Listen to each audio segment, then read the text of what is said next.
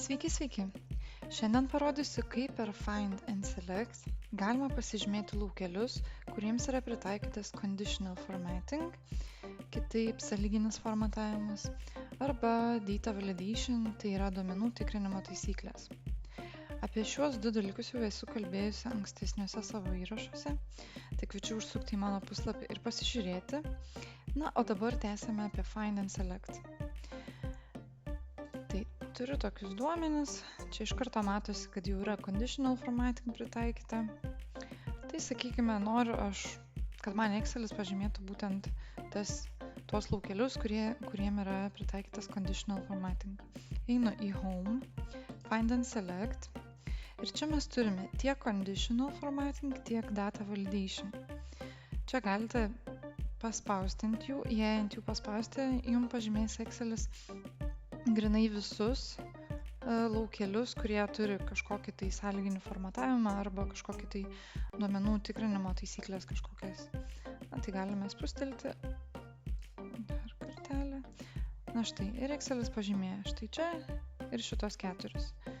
Galime paspausti Data Validation, štai čia visur. Visi šitie laukeliai turi duomenų tikrinimo sąlygas.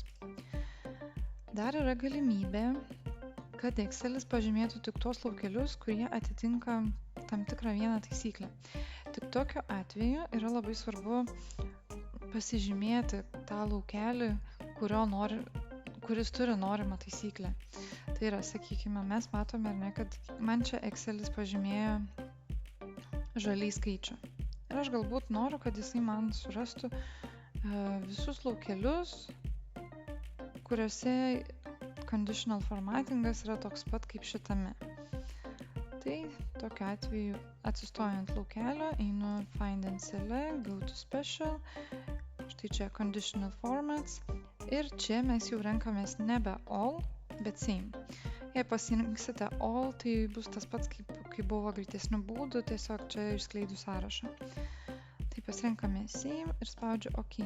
Na ir dabar matote, Excelis pažymėjo šitos keturis laukelius, šito jau nebepažymėjo, kadangi tai yra visiškai kita jau sąlyginio formatavimo taisyklė. Panašiai mes galime pasidaryti ir su duomenų tikrinimu. Taip pat atsistojant tam tikrą laukelio, Go to Special, Data Validation, Same, OK. Na štai, pažymėjo. O prieš tai Excelis buvo pažymėjęs net visus tuos 8 laukelius. Dabar pažymėjo tik 4, kadangi tik jie yra vienodą sąlygą turi. Primenu, kad yra ir daugiau įrašų su Go to Special bei kitais Excelio funkcionalumais, kuriuos gali rasti mano puslapyje. Šiam kartui tiek, ačiū, kad skyrei laiko, prašau įvertink, pasidalink ir prisijunk. Iki!